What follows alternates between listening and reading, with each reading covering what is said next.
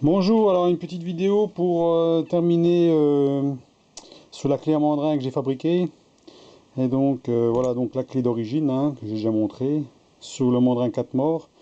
Donc comme on a fait le centrage d'une pièce sur le mandrin, cette pièce là, donc il me fallait deux clés pour faire la démonstration. Comme ça on peut mettre une clé de chaque côté, comme je l'ai montré dans la vidéo. Ce qui fait que quand on serre d'un côté, on desserre de l'autre, on serre d'un côté, on desserre de l'autre, on peut serrer les deux côtés en même temps, on fait ce qu'on veut avec deux mains. Bien sûr, ça c'est sur un petit tour, bien sûr, pas sur un gros tour avec des mandrins comme ça, des mandrins énormes, où la clé, il faut deux mains pour serrer, et là on est d'accord, c'est sur un petit mandrin de 125. Donc j'ai terminé donc ma clé, voilà, j'ai donc trempé, noirci, voilà. Alors, donc j'explique donc, parce que là la trempe a été faite, j'ai pas fait la vidéo, c'est pas facile de montrer, de chauffer, parce qu'il faut que je chauffe à l'intérieur pour bien voir quand même que ça rougit. À l'extérieur, à l'extérieur on voit pas grand chose avec le soleil. Et puis je la trempe à l'extérieur pour éviter la fumée, parce que des fois ça fume, donc je préfère faire à l'extérieur. Donc c'est ce que j'ai fait. Alors ça c'est le corps de la clé c'est du XC48 ou C45. Donc c'est de l'acier au carbone qui se trempe. Ça, c'est du C60. Donc le C60, je ne l'ai pas trempé, parce que c'est déjà un acier. En général, bon, il y a des fois des confusions, C60, C45, mais moi j'avais déjà essayé du C60 de le tremper, il va pas trop bien. Alors, que le C45, il va très bien, ou l'XC48, il va très bien. Alors je ne sais pas ce qu'on reçoit exactement quand on demande du C60. Par contre, quand on demande du C45 ou du XC48, en général, il n'y a pas de problème, ça se trempe bien. Donc là, la clé, elle est suffisamment, elle est en diamètre 8, elle est suffisamment solide, il n'y a pas de problème. J'ai déjà forcé dessus, elle ne bouge pas. Le corps est suffisamment solide aussi. Ce qu'il fallait surtout, c'est tremper, mais pas trop fort. Il ne faut pas que ce soit une trempe cassante. Donc il faut que ça rougisse, mais pas que ça devienne blanc quand on va le tremper. Donc on rougit. Là, alors donc j'ai déjà chauffé toute la partie du corps de la pièce jusqu'à quand elle devient bleu clair. Et ensuite, là, ça commence à rougir parce que le bout est beaucoup plus petit. Donc on rougit le bout, mais une fois que c'est rouge, on trempe. Voilà. Et après trempage, on passe tout la paille de fer et je passe le produit noir que je vous ai montré pour noircir, de l'hématite. Et ensuite, il y a une couche d'huile de jade pour éviter que ça s'oxyde, voilà, à la longue. Donc, j'ai donc testé, donc on va vous de ferraille dedans, et là on peut y aller.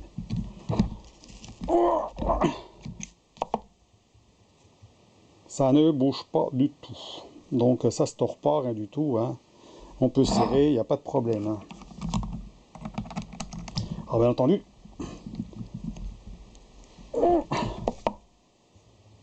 faut pas non plus serrer au point de casser les vis du mort, parce que bon, on serre trop fort, c'est pour ça que le manche n'est pas trop gros non plus, sinon, si on force vraiment, on peut casser quelque chose. Donc là, voilà.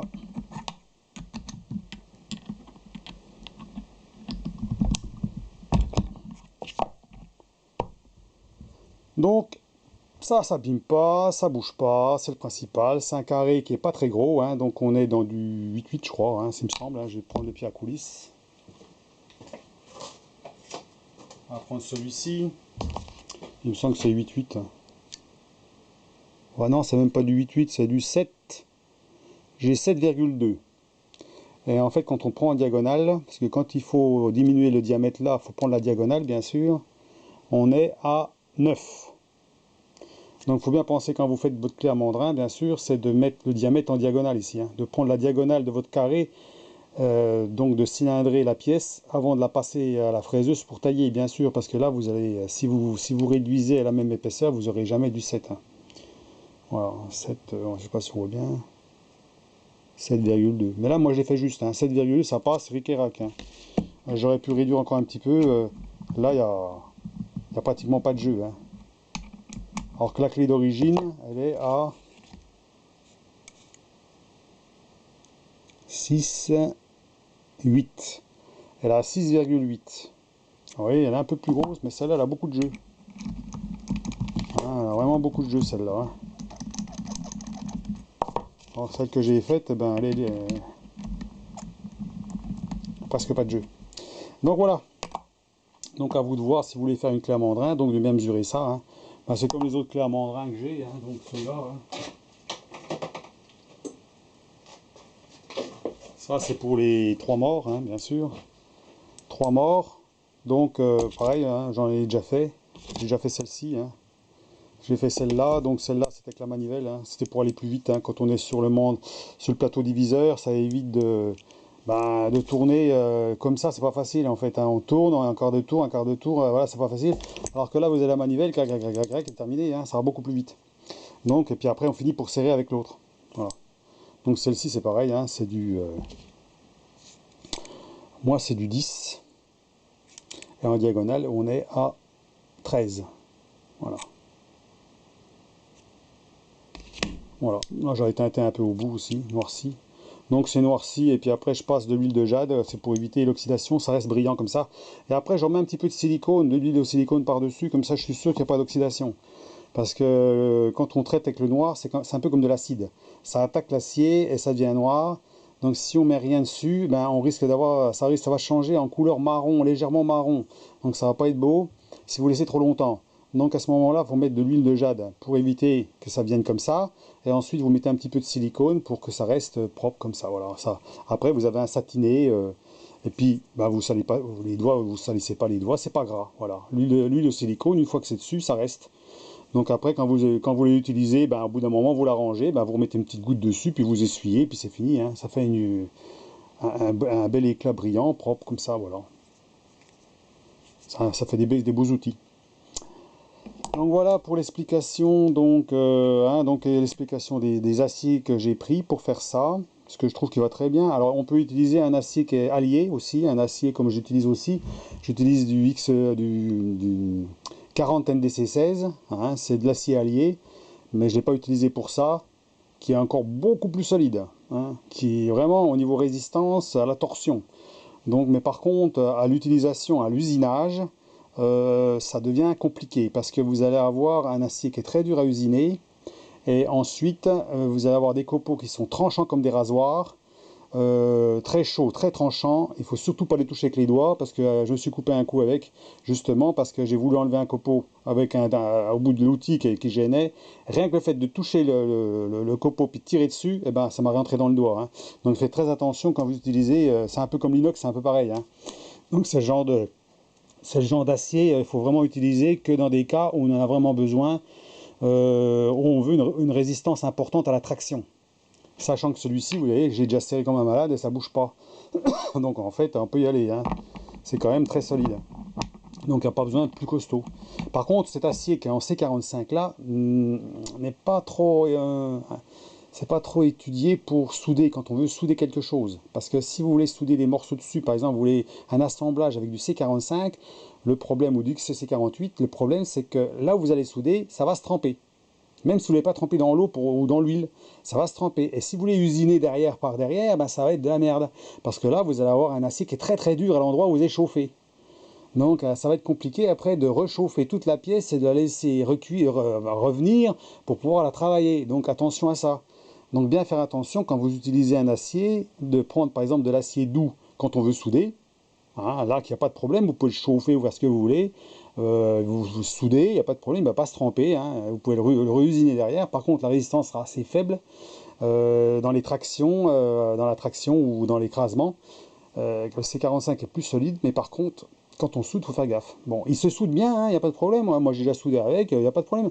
Bon, après, derrière, vous n'avez qu'à passer un coup de lime, vous allez voir. Hein. La lime, elle glisse dessus, hein, dans l'endroit où vous avez soudé. Hein, donc attention. Hein. À voir. Donc, voilà pour l'explication de la petite clé. Hein, ceux qui veulent en faire. Voilà, moi, j'ai fait la finition.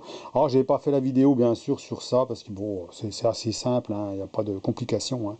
La trempe, comme je vous ai dit, moi, je ne trempe pas à fond, hein, ça veut dire que je ne monte pas l'acier jusqu'à un point où il devient blanc. Hein. Et puis là, c'est sûr que la trempe, elle va être cassante.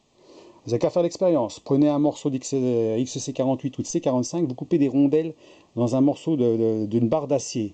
Des rondelles de 3 mm par exemple, hein, assez large quand même, hein, genre pièce de 1 euro par exemple. Et vous les chauffez. Vous le chauffez jusqu'à quand que ça devient rouge et vous le trempez. Puis après, vous essayez de le casser pour voir.